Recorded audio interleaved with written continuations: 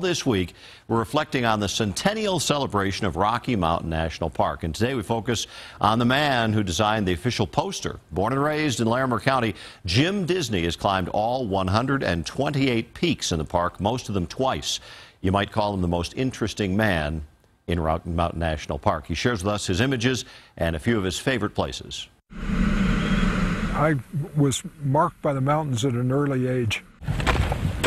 This is the place where you come to get in touch with your real soul. He is 76 now and slowed by a bum knee. Yeah, the pace gets slower and slower. Painter and visual artist Jim Disney returns here. Doesn't have a real name.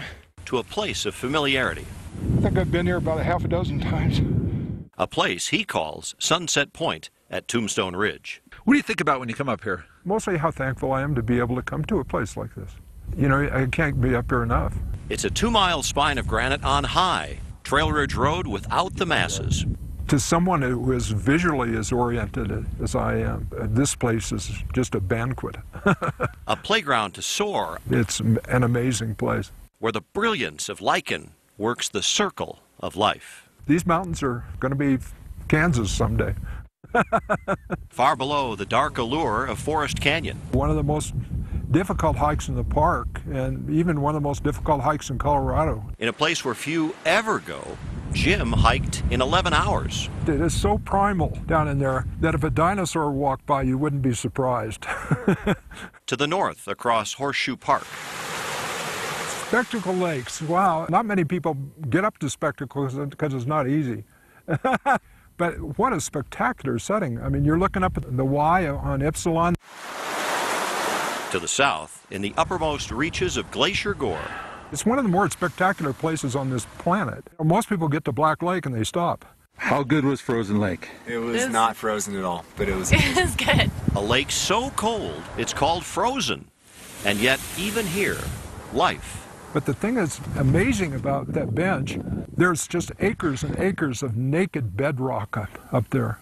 And the sphagnum moss up there in places is like $1 million a yard carpet. It's that thick. You're surrounded by all these huge granite peaks. Longs Peak is sticking 3,000 feet into the air.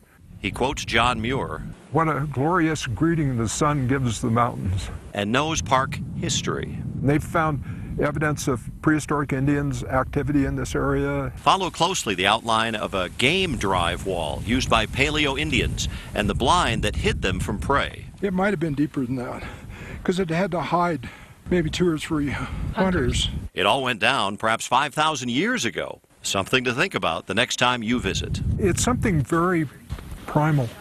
This is where we all came from, wilderness, as human beings. This is our home.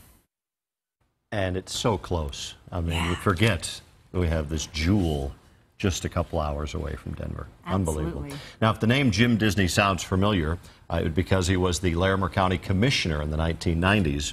And you can meet Jim at a showing of his paintings at the Loveland Museum this coming Sunday. I love these stories because we get to see just how beautiful Rocky Mountain National Park is. Yeah, tough assignment he has up there. Well, Major is a good mountaineer, and this guy's 76. You can see Major is puffing and puffing. But of course, Major is carrying the camera and all the gear too. Right. But obviously, this man is in great shape. We'll give him a break. Thanks, Mike.